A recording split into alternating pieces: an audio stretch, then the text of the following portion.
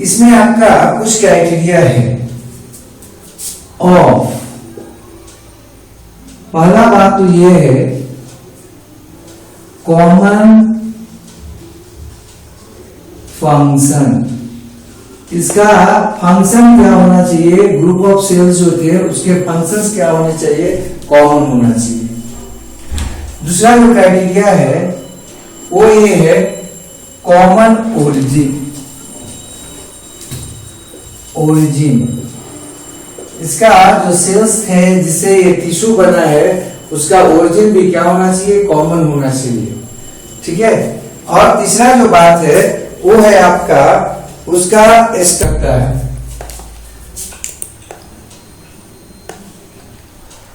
है। वो स्ट्रक्चर क्या है, स्ट्रक्चर सेम और डिफरेंट।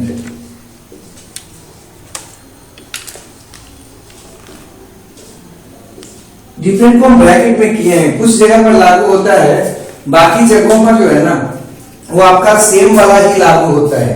अर्थात group of sales with common structure, common function and common origin called क्या, टिश्यू। ठीक है।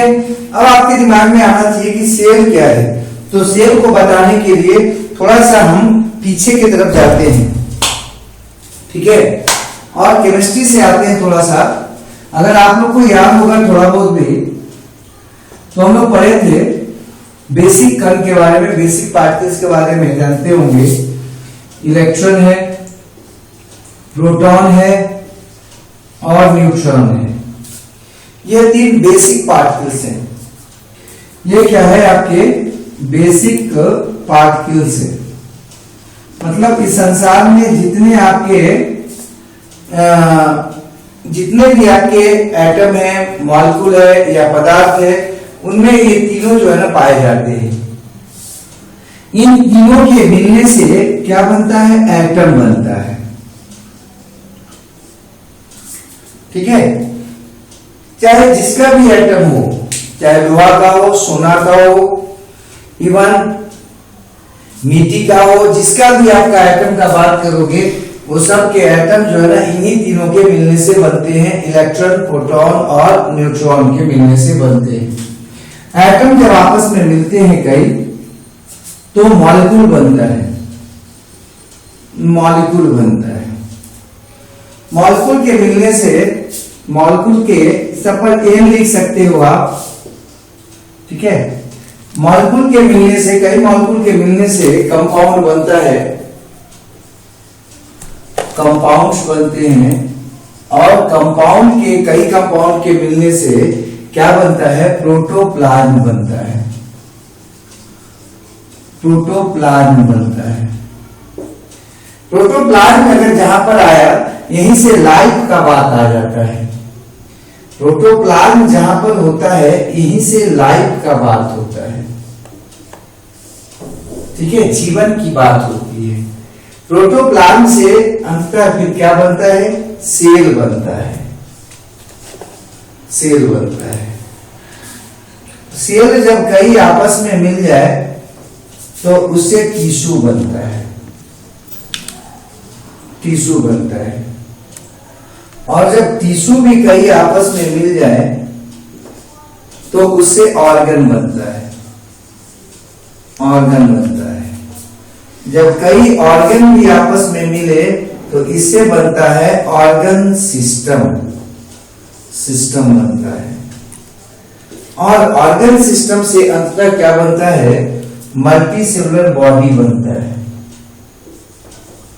मल्टी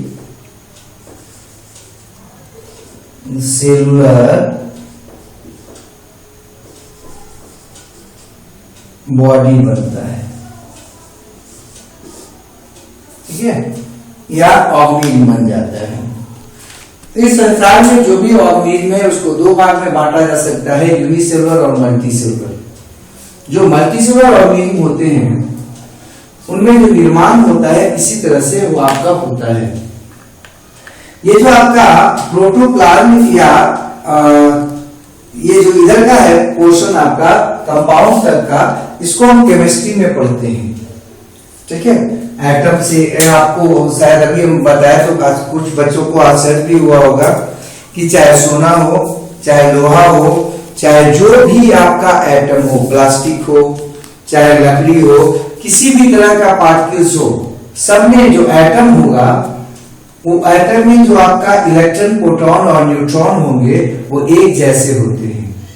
लोहा का इलेक्ट्रॉन, प्रोटॉन, न्यूट्रॉन सोना के इलेक्ट्रॉन, प्रोटॉन, न्यूट्रॉन से अलग नहीं होता है। स्टील का जो इलेक्ट्रॉन, प्रोटॉन होता है वो भी आपका सोना से अलग नहीं होता है। मतलब सबके जितने आपके यहाँ पर मटेरियल्स है, सबके इलेक्ट्रॉन, प्रोटॉन और न्यूट्रॉन जो होंगे वो एक ही प्रकार के होते हैं, ठीक है। अब यहाँ पर हम आपसे बात करना चाह रहे थे कि एटम सबके अलग अलग हो जाते हैं। एटम जो है ना, जब एटम आपस में मिलता है तो मॉलिक्यूल बनता है, कंपाउंड बनता है, प्रोटोप्लाज्म बनता है। ये प्रोटोप्लाज्म जो आपको बताए हैं, यहीं से लाइफ या लिविंग का बात शुरू होता है। प्रोटोप्लाज्म के पहले जीवन का बात हम नहीं करते, अर्थात प्रोटोप्लाज्म से आगे जब हम बढ़ते हैं, कंपाउंड में जाते हैं, जिसमें आपका कौन हो सकता है, प्रोटीन हो सकता है, फैट हो सकता है, कार्बोहाइड्रेट हो सकता है, न्यूक्लिक एसिड हो सकता है, उसमें लाइफ का बात नहीं करते हैं, वो सिर्फ और सिर्फ कंपाउंड है। लाइफ का जो बात होता है वो कहां से होता है, प्रोटोप्लाज्म से होता है। अब प्रोटोप्लाज्म से सेल बनता है, सेल से टिश्यू बनता है, टिश्यू से ऑर्गन बनता है, और ऑर्गन जो है ना, ये जो है ना जैसे जैसे कॉम्प्लेक्सिटी बढ़ता गया, आपके दिमाग में आ रहा होगा कि आखिर यूनिसेलुलर जो ऑर्गेनिज्म होता है उसमें एक ही सेल से काम चल जाता है। मल्टीसेलुलर ऑर्गेनिज्म जो होते हैं उसमें आपका टिश्यू, ऑर्गन या ढेर सारे सेल्स क्यों पाए जाते हैं। तो यहाँ पर एक बात को समझना, जैसे जैसे जो है ना परिवार बढ़ता है, जैसे जैसे जो है ना आप एडवांस होते हैं, आपकी कॉम्प्लेक्सिटी बढ़ती जाती है। आप उदाहरण समझ लो, पहले क्या होता था, जिनके पास मोबाइल नहीं होता था गांव में, उनको क्या समझा जाता था, बहुत सीधा साधा और पुराना लोग समझा जाता था। लेकिन मोबाइल आया, मोबाइल से भी जो है ना जब लोग एक दूसरे से बात करने लगे, तब लोग बोले कि हाँ देखो फला एडवांस हो गया है, उसके पास मोबाइल आ गया है, उसके पास क्या आ गया, टीवी आ गया है। अब जो है मोबाइल जब आ गया, उसके बाद जो एक नया तरह का मोबाइल आया जिसको लोग स्मार्ट मोबाइल बताया। अभी भी आप लोग में से भी ढेर सारे बच्चे थे जिनके पास स्मार्ट मोबाइल नहीं था, वो क्लास नहीं कर सकते थे, उनको लोग क्या बोलते थे कि वो जो है पिछड़े हुए हैं, मतलब एडवांस नहीं है, वो प्रिमिटिव है। अर्थात एडवांस किसको बोला गया, जिनके पास कॉम्प्लेक्सिटी बढ़ता जाता है। जो जितना ज्यादा कॉम्प्लेक्स होता जाएगा वो उतना एडवांस होता जाएगा।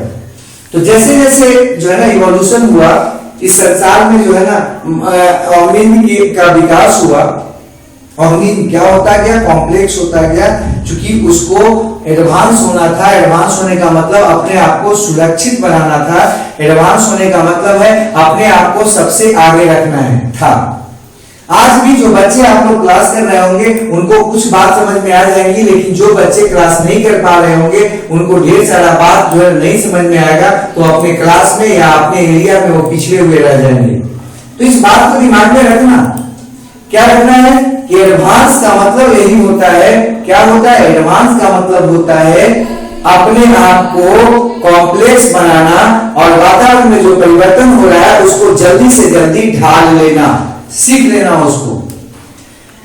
जैसे जैसे हम लोग कॉम्प्लेक्स बनते गए हमारी आवश्यकताएं बढ़ती चली जाती है। अब आपके पास मोबाइल आ गया होगा तो आपने सिम भरवाना पड़ा होगा। सिम भरवाने के बाद अब जो है ना उसको क्या करना पड़ा होगा, रिचार्ज करवाना पड़ता होगा। जब मोबाइल आ गया तो उसको फिर चार्ज करना पड़ता होगा बैटरी को। मैंने कई तरह की आवश्यकताएं बढ़ती चली जा रही हैं। अब जरा सोचो, जब हम एडवांस हो रहे हैं, हमारी जरूरतें बढ़ती जा रही हैं, आवश्यकताएं बढ़ती जा रही हैं, और सारा का सारा काम एक ही व्यक्ति करे तो क्या काम ठीक से कर सकता है? वो नहीं कर सकता है। तब क्या हुआ, तब उसके लिए उसके कामों को ठीक से पूरा करने के लिए क्या किया गया, ऑर्गन बनाया गया, टिश्यू बनाया गया। और ऑर्गन और टिश्यू क्या करने लगे, पार्टिकुलर काम को पूरा करने लगे, जिससे वो जो मल्टीसेलुलर ऑर्गेनिज्म था वो बढ़िया से अपना काम पूरा कर पा रहा था। तो रियली में टिश्यू, ऑर्गन या ऑर्गन सिस्टम और मल्टीसेलुलर बॉडी में जो आपके ये सब पाए जाते हैं, ऑर्गन सिस्टम या टिश्यू, उसका क्या रोल है, वो क्यों महत्वपूर्ण है? तो आप आराम से बताना कि जैसे जैसे हम लोग एडवांस होते जाते हैं, कामों का बंटवारा करते जाते हैं, जिसको लेवल ऑफ डिवीजन कहते हैं, और कामों के बंटवारा करने से क्या होता है, काम आसानी से पूरे हो जाते हैं और एक ही बॉडी के अंदर ढेर सारा काम होते हुए भी गड़बड़ नहीं होता है। जरा सोचो, हार्ट को क्या करना पड़ता, फिल्ट्रेशन भी करना पड़ता आपके ब्लड को, और पंप भी करना पड़ता, तो क्या हार्ट बढ़िया से काम कर पाता? जरा सोचना, आपके एक ही तरह एक ही टिश्यू को दोनों काम करना पड़ता, प्रोटेक्शन भी, हाँ, प्लस आपके बॉडी में मूवमेंट भी, प्लस आपके बॉडी को जो है ना क्या करना, वो एकजुट बना के रखना। क्या ये संभव था? नहीं था। एक व्यक्ति अगर कई कामों को पूरा करता है तो कहीं ना कहीं वो क्या करेगा, काम को ठीक से पूरा नहीं कर पाएगा, गलतियां उससे होंगी, और इससे क्या होगा, ये आज ये जो वर्तमान समय है जिसमें हमको क्या चाहिए, सबसे आगे रहना है, उसमें गलती होने लगेगी। इसीलिए प्रकृति ने क्या किया कि जैसे जैसे जीवों का विकास होता गया, उनमें खास काम करने के लिए, जैसे रिस्पायरेशन, जैसे न्यूट्रिशन, जैसे ट्रांसपोर्टेशन, जैसे प्रोटेक्शन, जैसे मूवमेंट, क्या किया, पार्टिकुलर सेल्स का समूह बनाया, और उसी को हम क्या कहते हैं, टिश्यू कहते हैं। ठीक है, तो इसको आप एक बार स्क्रीनशॉट ले लो, और तो किसका आएगा, मल्टी सेलुलर का बात आएगा। ठीक है, टिश्यू किसमें आएगा, हमेशा ध्यान रखना है, मल्टी सेलुलर। और यहां पर क्या होगा, division of labour. Division of labour का मतलब है काम का बंटवारा पाया जाता है, ताकि वो ऑर्गेनिज सबसे एडवांस रह सके, सबसे आगे रह सके। तो ये आपको हम बता रहे थे टिश्यू के शुरुआत में। आपके पास वो किसके बारे में, इसके आपका टिश्यू का परिभाषा के बारे में। तो टिश्यू किसको बोलेंगे, group of sales with common function origin, common function. तो आपके दिमाग में ये बात रखनी है कि टिश्यू, कोई पूछे टिश्यू क्या है तो आप आराम से आप बता सकते हो, group of cells with common function, common origin and similar structure. हो सकता है कि उसका स्ट्रक्चर डिफरेंट भी हो सकता है, उसी को हम क्या कहते हैं, टिश्यू कहते हैं। अब टिश्यू जो है वो कितने प्रकार का हो सकता है, तो टिश्यू जो है उसको दो प्रकार का कहा जा सकता है, 2 टाइप्स का कहा जा सकता है, एक प्लांट टिश्यू और एक एनिमल टिश्यू। प्लांट टिश्यू और एक है एनिमल टिश्यू। ये जो प्लांट टिश्यू है उसमें क्या होता है, इसमें जो सेल्स होते हैं, मोस्ट ऑफ द सेल्स की, एनिमल जो सेल्स टिश्यू होता है इसमें क्या होता है, उसमें अधिकांश जो सेल होते हैं डेड होते हैं प्लांट सेल टिश्यू में, और एनिमल जो होता है उसमें अधिकांश जो आपके सेल्स होते हैं वो आपके कैसे होते हैं, लिविंग होते हैं। इसलिए यहां पर क्या होता है, एनर्जी का रिक्वायरमेंट होता है वो क्या होता है, लेस होता है, लेकिन इसमें जो होता है ना हाई होता है। क्यों, ज्यादा जिंदा है ना, हाई एनर्जी रिक्वायरमेंट, रिक्वायरमेंट होता है, काफी ज्यादा होता है, काफी ज्यादा होता है। नेक्स्ट बात जो दिमाग में रखना है, ये इसमें जो है ना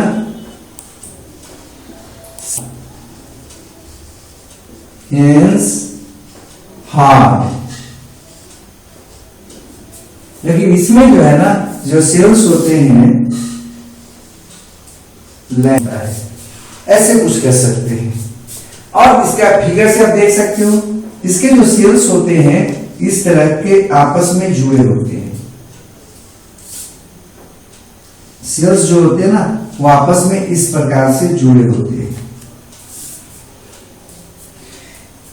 देखो बीच में जो होता है उनका मिडिल लैमेला पाया जाता है, एक लेयर होता है जो सेल्स को आपस में जोड़ के रखता है। ठीक है, मिडिल लैम्ब्डा कहलाता है। इसमें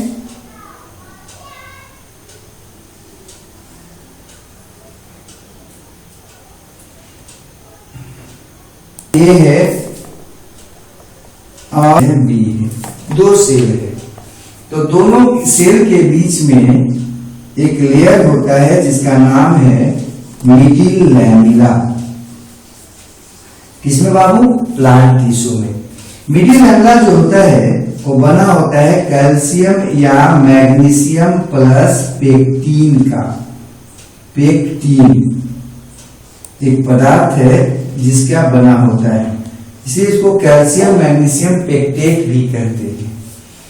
नेक्स्ट जो बात दिमाग में रखनी है वो ये रखनी है, इसमें सेल वॉल होता है और उसके बाद प्लाज्मा मेम्ब्रेन होते हैं। तो ये आपस में जुड़ा होता है सेल वॉल के मदद से। जबकि एनिमल सेल में अगर आप आओगे तो एनिमल सेल जो होता है उसके सेल्स जो होते हैं इस तरह से आपस में होते हैं, बीच में इनमें भी कुछ पदार्थ भरा होता है जो इंटर सेलुलर स्पेस होता है। सेल्स के बीच का जो स्पेस होता है उसमें क्या पाया जाता है? कुछ पदार्थ ऐसे भरा होता है और इस पदार्थ को कहते हैं मैट्रिक्स। तो इसमें देखो ये क्या है? सेल्स है। ये क्या है? सेल है, एनिमल सेल्स। ठीक है, और बीच में जो भरा हुआ है इसको बोलते हैं मैट्रिक्स। मैट्रिक्स मैट्रिक्स जो होता है वो क्या होता है? सिक्रीशन होता है। सिक्रीशन होता है किसका? उस सेल का सिक्रीशन होता है जिससे ये बना होता है। सिक्रीशन होता है किसका? उस सेल्स का जिससे ये बनता है, टिश्यू बनता है। ठीक है, तो एनिमल टिश्यू जो होता है उसमें दो चीज होता है, एनिमल सेल्स और मैट्रिक्स। यहां पर टिश्यू का अगर बात करोगे तो इसमें क्या हो जाएगा? टिश्यू बराबर सेल्स प्लस मैट्रिक्स। यहां पर दो स्ट्रक्चर है, लेकिन यहां पर सिर्फ और सिर्फ सेल्स होता है, यहां पर टिश्यू केवल होता है। अगर टिश्यू का बात करोगे तो यहां पर क्या था? सेल्स था केवल। ठीक है, लेकिन उसमें टिश्यू के साथ मैट्रिक्स भी होता है। और मैट्रिक्स क्या होता है बाबू? सिक्रीशन ऑफ सेल्स होता है। सिक्रीशन का मतलब होता है फायदेमंद पदार्थ का निकाला जाना, अर्थात जो मैट्रिक्स होता है वो क्या होता है? फायदेमंद होता है पदार्थ, न कि हानिकारक पदार्थ होता है। तो ध्यान रखिएगा, एनिमल टिश्यू में सेल्स और मैट्रिक्स पाया जाता है, जबकि प्लांट टिश्यू में केवल सेल्स पाया जाता है। ठीक है, हम टिश्यू का बात करते हैं। तो हम लोग नीचे शुरू करते हैं plant tissue. Plant tissue, plant tissue का मतलब प्लांट में टिश्यू। और इसमें दो तीन बात है जो आपको समझ लेनी चाहिए, इसको हमको पढ़ाने के पहले आगे हम बार बार बोलेंगे कि थिन वॉल्ड सेल्स है, थिन वॉल्ड सेल्स है और थिक वॉल्ड सेल्स है। तो क्या मतलब इसका? ये दिमाग में थोड़ी सी बात है, जिसको बैठा लीजिए, अच्छा लगेगा।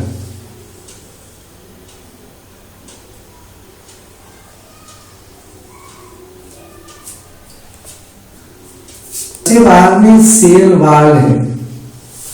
सेल वाल अगर एक लेयर का हो, सिंगल लेयर हो, तो ऐसे सेल्स को हम बोलेंगे थीन वॉल्ड सेल्स। सेल, लेकिन यहां भी देख लो, ये आपका सेल वाल है, वाल से। यहां पर सेल वाल का कितना लेयर है? दो लेयर है, लेयर्स है। अगर दो लेयर्स होगा या मोर देन 2 लेयर्स होगा, ठीक है, तब इसको बोलेंगे हम क्या बाबू? Thick walled cells. तो थिक वॉल्ड सेल में आपके दिमाग में आ जाना चाहिए 2 लेयर होगा और मोर होगा। अगर सेल वॉल का लेयर का संख्या किसी सेल पर 2 या 2 से अधिक हो तो उसको क्या बोलते हैं? थिक वॉल सेल बोलते हैं।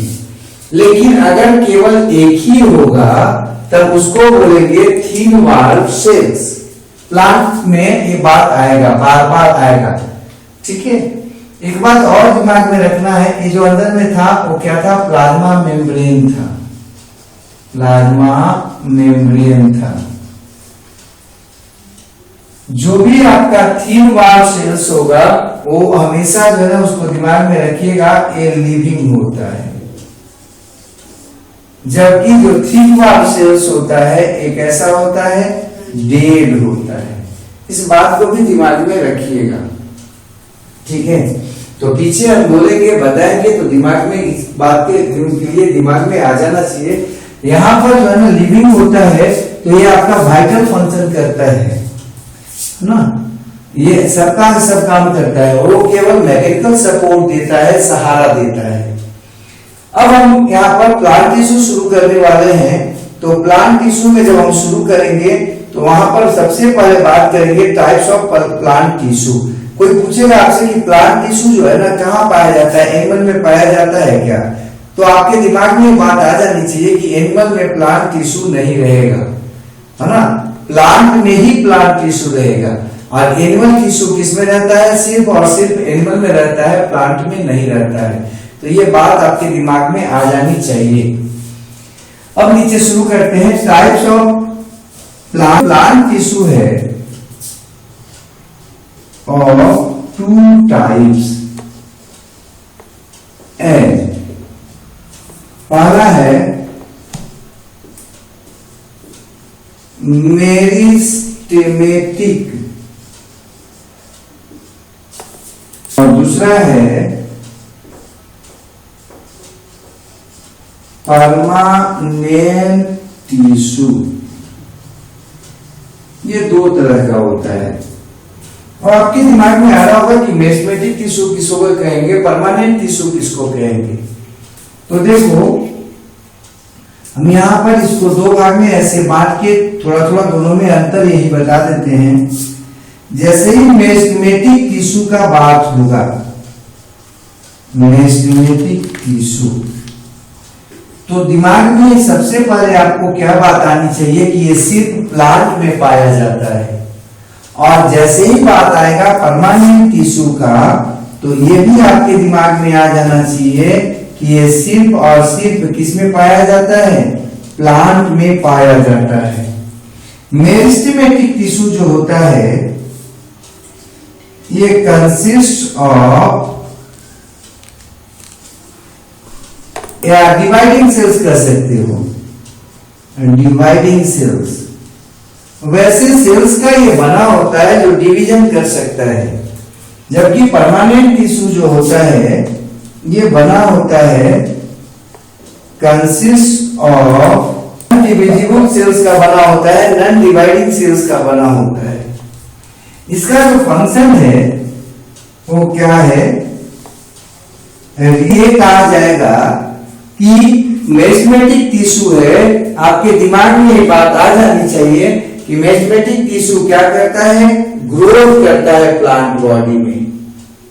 लेकिन जैसे ही बात आएगा परमानेंट टिश्यू में तो ये दिमाग में आ जाना चाहिए ऑल फंक्शंस, और जो भी फंक्शन होगा, मैकेनिकल सपोर्ट देना, फूड फॉर्मेशन करना, फूड का ट्रांसपोर्ट करना, लाइक कर लेते हैं,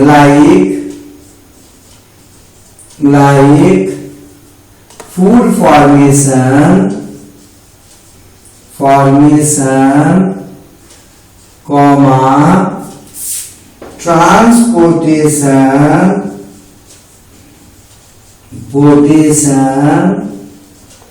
कॉमा, ये सब काम जो है ना ETC, ये सब के सब काम किसके हैं? परमानेंट टिश्यू का है। और मेस्टेमेटिक टिश्यू का सिर्फ और सिर्फ एक ही काम है, और वो काम क्या है? ग्रोथ। तो आपको हम यहाँ पर प्लांट टिश्यू शुरू किए थे। टिश्यू क्या था वो आइडिया दिए, उसी में हम आपको बताया था कि ये सेल से बनता है, कैसे क्या हुआ वो बताए। फिर हम प्लांट टिश्यू शुरू किए थे, तो प्लांट टिश्यू में आपको बताया कि वहां पर थिक वॉल और थिन वॉल सेल्स क्या होता है वो दिमाग में आना चाहिए। फिर आपको बताया कि ये जो आपका होता है प्लांट टिश्यू वो आपका दो प्रकार का होता है, एक मेस्टेमेटिक और एक परमानेंट। मेस्टेमेटिक टिश्यू के बारे में बताया कि ये जो है डिविजिबल सेल्स का बना होता है, डिवाइडिंग सेल्स का बना होता है, जबकि वो जो आपका परमानेंट टिश्यू होता है वो आपका नॉन डिवाइडिंग सेल्स का बना होता है। फिर बात आगे बढ़ा है, तो आगे बढ़ने पर आपको लाए कि मेस्टेमेटिक टिश्यू जो होता है उसका सिर्फ और सिर्फ एक फंक्शन होता है, और वो फंक्शन क्या है? ग्रोथ। प्लांट बॉडी में कहीं भी ग्रोथ अगर होता है तो किसके मदद से होता है? वो मेस्टेमेटिक टिश्यू से होता है। जबकि परमानेंट टिश्यू जो होता है उससे आपका क्या होता है? दूसरा कोई भी फंक्शन होगा आपका प्लांट बॉडी में ग्रोथ को छोड़कर, वो सारा का सारा फंक्शन इसी के द्वारा होता है। किसके द्वारा होता है? तो आपके परमानेंट टिश्यू के द्वारा हो जाना चाहिए। अब आगे उसको और बांटते हैं। तो हम क्या था? प्लांट टिश्यू पर चल रहे थे। प्लांट टिश्यू को दो भाग में बांटे, किसके आधार पर? डिविजिबल सेल्स के आधार पर। डिविजिबल, अगर डिविजिबल सेल्स प्रेजेंट है तो इसको बोल रहे थे क्या? मेस्टेमेटिक टिश्यू। मेस्टेमेटिक टिश्यू। और अगर एब्सेंट है तो इसको बोल रहे थे एब्सेंट, तो इसको बोल रहे थे परमानेंट टिश्यू।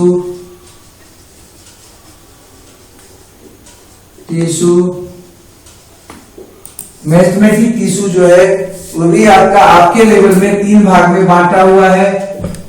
किसके आधार पर?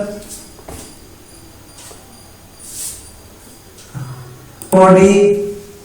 साइड मतलब स्थान।